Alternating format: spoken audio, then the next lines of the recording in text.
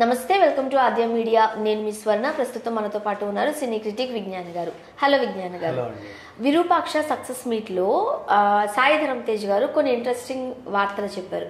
అప్పుడు యాక్సిడెంట్ అయిన టైంలో నన్ను అబ్దుల్ అన్న ఒక అబ్బాయి కాపాడారు. ఆ అబ్బాయికి మేము చాలా హెల్ప్ చేసాము, చాలా మనీ ఇచ్చాము, మెగా ఫ్యామిలీ అంతా అబ్బాయికి బ్రహ్మరథం పట్టారు అన్నట్టుగా చెప్పారు.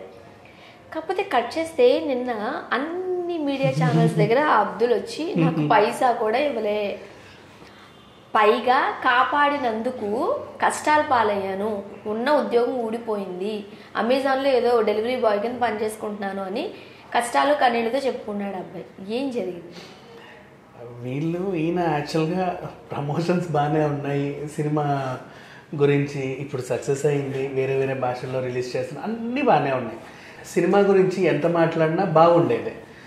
లేదు అంటే నెక్స్ట్ సినిమాల గురించి మాట్లాడు, లేదు అంటే నీ యాక్సిడెంట్ గురించి, పర్సనల్ లైఫ్ గురించి మాట్లాడు, అంతవరకు వదిలేయాల్సింది, సరిపోయేది. అంటే అడిగారు యాక్సిడెంట్ తర్వాత ఎలా ఉన్నారండి, చాలా కష్టపడి చేసి ఉంటారు కదా అంటే అవునవును చాలా కష్టపడి చేశాను, ఇలా ఆపేస్తే బెటర్. అంతకు మించి నెక్స్ట్ నన్ను కాపాడిన వ్యక్తి కూడా అబ్దుల్, అతనికి ఈ జన్మంతా నేను రుణపడి ఉంటాను, ఏమి ఇచ్చినా రుణం తీర్చుకోలేను. అండ్ అలాగే వీళ్ళు అడిగినందుకు అతను నా నెంబర్ ఇచ్చాను, ఎప్పుడు ఏ అవసరం వచ్చినా నాకు ఫోన్ చేయని, ముందు నేను ఉంటాను, ఇట్లా వచ్చి వాలిపోతాను అని చెప్పాను. అండ్ ఇంకా ఇట్లాంటి వార్తలు.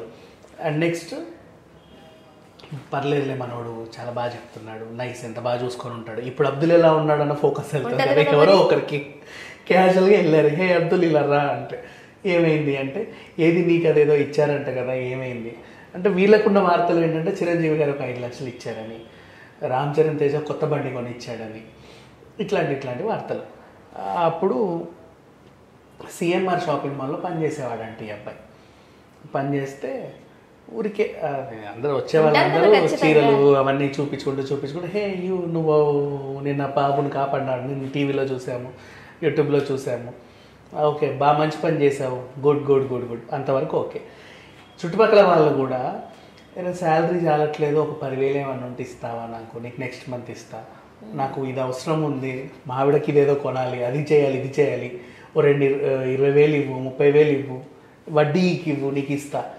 ఏంట్రా బాబు నన్ను ఎందుకు ఇలా అడుగుతున్నా, ఏదో నీకు ఏదో 5 లక్షలు వచ్చాయంట కదా అని చెప్పేసి, చిచ్చి నాకు అట్లాంటి ఏం రాలేదంటే వాళ్ళు నమ్మడం మానేశారు. చూడు మొన్నటి వరకు మనతో పనిచేసి డబ్బులు రాగానే వీడు ఎలా అయిపోయాడో, వాళ్ళకు ఉంటుంది కదా కొంచెం, డబ్బులు రాగానే 4 డబ్బులు రాగానే వీడు ఎలా అయిపోయాడో చూడు, ఇంత స్వార్థం పనికిరాదురా నీకని చెప్పి వాడినే తిట్టడం. పాపం వాడికి రూపాయి ఎవడు ఇవ్వాలా, కానీ ఆ వార్తలు వచ్చేసరికి అందరికి ఇట్లా, చివరికి ఆ మేనేజర్లు అవి వీళ్ళు కూడా సరిగ్గా పని చేయకపోయినా కూడా, అంటే ఇంతకుముందు సరిగ్గా పని చేయకపోతే సరిగ్గా చేయరా అనేవాళ్ళు, ఇప్పుడు సరిగ్గా పని చేయకపోతే 4 డబ్బులు రాగానే కళ్ళు నెత్తికెక్కారా నీకు అనడం. అరే బాబు నాకు తినడానికే తిండి లేదు, గట్టిగా మాట్లాడితే రేపటి రోజు నీ దగ్గర రానికి కూడా నా దగ్గర ఛార్జీలు ఉన్నాయో నాకు తెలియదు, నేనున్న సిచ్యువేషన్ ఇలా ఉంది, నువ్వేమో నాకు 5 లక్షలు ఉన్నాయి అంటున్నావు, సరే 5 లక్షలు వదిలే, బండి కూడా ఇచ్చారని వార్త, నాకు ఏది బండి కూడా లేదు కదా, మరి ఇది లేదు అది లేదు, ఎందుకు ఇట్లా ప్రచారం చేస్తున్నారు, ఎందుకు ఇది అంటే ఏదో రిచ్ బండి ఇచ్చి ఉంటాడు మనోడికి, వాడింది దాచిపెట్టింది, గర్ల్ ఫ్రెండ్స్తో చక్కర్లు కొడతా ఉంటాడు, మనకి ఎందుకులే ఇట్లాంటివన్నీ అని చెప్పేసి వీళ్ళు అని అంటారు. నీకు నాకు చాలా టార్చర్ అనిపించింది, అక్కడ పని చేయడం కూడా ఇబ్బంది, అందరూ ఒక కార్నర్ చేసేస్తారు కదా, వాడితో కూర్చొని లంచ్ చేయకపోవడం, వాడిని పిలవకపోవడం, అదేంటిది ఇట్లాంటి కాస్ట్లీ చీరలు చూపించాలంటే మా వాడు ఉన్నాడమ్మా ఆ కాస్ట్లీ వాడు, అరే ఈ కాస్ట్లీ చీరలు చూపించండి, ఎగతాళి చేయడం, ఇట్లాంటివన్నీ చేసేసరికి ఆ అబ్బాయికి ఇంకా అక్కడ పనిచేయడం ఇష్టం లేక మానేసి 4 నెలలు ఖాళీగా ఉన్నాడు అబ్బాయి. 4 నెలలు ఉద్యోగం రాలా, ఆ 4 నెలలన్నా పోనీ ఎవడన్నా వెళ్ళి పలకరించి ₹1 ఇచ్చాడంటే అది కూడా లేదు. 4 నెలలు ఖాళీగా ఉంటే అప్పటి వరకు ఇచ్చిన జీతం కూడా అయిపోయింది అబ్బాయి దగ్గర, అది కూడా లేదు. నెక్స్ట్ స్విగ్గీ డెలివరీ బాయ్గా వెళ్ళి, లేకపోతే అమెజాన్ డెలివరీ బాయ్గా, స్విగ్గీ డెలివరీ బాయ్గా వెళ్ళి ఏ రోజు డబ్బులు ఆ రోజులు వస్తాయి వాళ్ళకి, కొన్ని రోజులు అవి, 4 రోజులు ర్యాపిడో, తర్వాత కొంచెం జమ చేసుకొని నెల జీతం ఉంటే బాగుండు అనుకొని అమెజాన్లో డెలివరీ బాయ్గా జాయిన్ అయ్యాడు. ఇంత కష్టపడ్డాడు అప్పటి నుంచి ఇప్పటి వరకు, ఆ 2021 నుంచి ఇప్పటి వరకు ఈ అబ్బాయి పడ్డ కష్టాలు ఇవి, కానీ తను ఎవరు ఆదుకోవాలి. కాకపోతే మెగా ఫ్యామిలీ వాళ్ళ ముందు మైకులు పెట్టగానే వీళ్ళు మాత్రం పాప సమంతకేంటి మీరు తప్పు విన్నారు, అంతకుముందు అబ్దుల్కి మేమే గుడి కట్టించామని చెప్పొచ్చామో వీళ్ళు. ఆ రకంగా వీళ్ళు అలా మాట్లాడేసరికి ఇప్పుడు కాస్త బాగా విమర్శలు వస్తున్నాయి యూట్యూబ్లో. అందరూ కూడా అప్పుడు ఆయన మాట్లాడింది ఇప్పుడు ఈయన మాట్లాడింది రెండు ఇలా కంపేర్ చేసి ఇది బ్లాక్ అండ్ వైట్ చేసి ఈయనది ఇది బ్లాక్ అండ్ ఇది పెడతారు కదా, ఆ విధంగా వెళ్ళేసరికి మొత్తం ఉన్న పరువు తీసుకున్నట్టే. నువ్వు పక్క విరూపాక్ష సక్సెస్ అయ్యి దాన్ని ఎంజాయ్ చేస్తుంటే. సో జనరల్గా ఏదైనా మనం పని చేస్తేనే మనం చెప్పుకుంటామేమో తప్ప ఇచ్చిన వాళ్ళు చెప్పుకోరు, గుప్తంగా ఉంటారు, రైట్?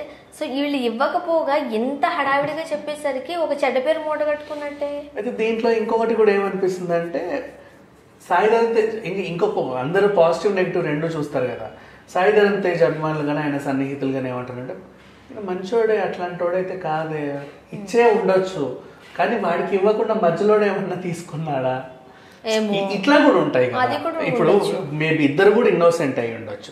సాయిధరమ్ తేజ్ కూడా చిరంజీవి గారు కూడా 5 లక్షలు తీసుకెళ్ళి అబ్బాయికి ఇవ్వని ఉండొచ్చు. ఆయన కూడా జేబులో పెట్టుకున్నారు, కలిసినప్పుడు ఇద్దాంలే, నేను కలిసినప్పుడు నాకు కలవలేదు సార్, ఇంకా అబ్బాయి ఎక్కడున్నాడో ఏంటో, ఇస్తా తప్పకుండా అని చెప్తారు.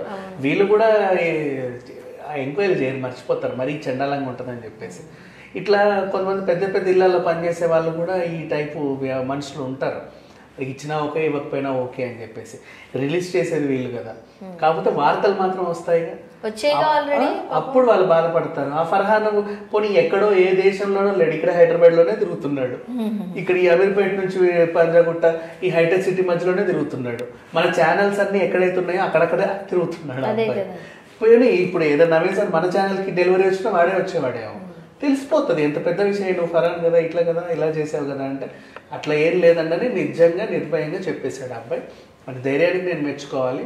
అండ్ అసలే రంజాన్ సీజన్ మొన్నే ఇచ్చి రోజా చేస్తున్నాడు కాబట్టి ఈ పిల్లోడైతే అబద్ధం చెప్తాడని నేను అస్సలు అనుకోను, 100%. ఒకవేళ అబ్బాయి వరకు అది చేరింది అనుకోండి, కనిపిస్తుంది కదా. వాడి మొహం చూసినా కూడా పాపం ఎలా ఉన్నాడు అలాగే ఉన్నాడు, పిక్కిపోయి అసలు ఏమీ లేవు అన్నట్లుగా జాలిపడేలానే ఉన్నాడే తప్ప రిచ్ గా ఉన్నట్టు. ఒకసారి వీళ్ళు చూసుకోవాల్సిందేమో కదా, కొంతమంది అభిప్రాయం ఇది, ఒకసారి అసలు నిజంగా తన వరకు వెళ్ళిందా లేదా, ఎట్లా ఉన్నాడని చూసుకుని మాట్లాడుంటే. ఎందుకంటే ఇప్పుడు మంచి సక్సెస్ లో ఉన్నారు, మంచి పేరు వచ్చింది, ఇలాంటి విషయాలు బయటకు వస్తే ఏమవుతుందంటే మళ్ళీ ఒక చిన్న నెగిటివ్ టాక్ వెళ్ళిపోతుంది. ఇంకా వీళ్ళు చేసింది ఏంటి, ఫస్ట్ ఇక్కడ హిట్ అయితే మిగతా లాంగ్వేజ్ లో వేసుకుందాం, మిగతా లాంగ్వేజ్ లో కూడా ఆపారు. ఇప్పుడు న్యూస్ కాస్త నేషనల్ వైజ్ గా వైరల్ అయిపోతే వేరే దాంట్లో మార్కెట్ కష్టం కదా, ఆ హీరో ఇట్లాంటి వాడట అని చెప్పేసి అది సినిమాకి మనకి మైనస్ అవుతుంది, పెద్ద మైనస్ అది. అలా సో మేబీ ఇలా కాకుండా ఇంకొకసారి అలా చూసుకుంటే బెటర్ ఏమో. అంతేగాని ఏమో మళ్ళీ ఈయన ఇచ్చాడో ఇవ్వలేదో కూడా మనకు తెలియదు. కాకపోతే సరే ఈయన వెర్షన్ వరకు ఓకే, ఈయన చెప్పింది సాయిధరమ్ తేజ్ చెప్పింది ఏంటి, చిల్లర ఇచ్చాడని చెప్పలా, ఆయనకు నా నెంబర్ ఇచ్చాను అని చెప్పాడు. ఆ అబ్బాయి ఏమో నెంబర్ ఇవ్వలేదు అన్నాడు. నా నెంబర్ ఇవ్వు అని ఈయన ఎవరికైనా చెప్పొచ్చు, ఈయన ఇవ్వకపోవచ్చు, తర్వాత సంగతి. కానీ ఇక్కడ క్లెయిమ్ చేశారు చూడు, చిరంజీవి గారు 5 లక్షలు ఇచ్చారు, రామ్ చరణ్ తేజ్ బండి ఇచ్చాడు, ఇక్కడికి రావాలంటే ఎక్కడ ఏం జరిగినా వీళ్ళు అకౌంట్లు వేసుకోవడం అనేది ఇది కొంచెం ఒక రకంగా ప్రస్తుతానికి అదొక ఇబ్బందికర అంశంగా ఉంది. చూద్దాం ఏం జరుగుతుందో. Thank you so much.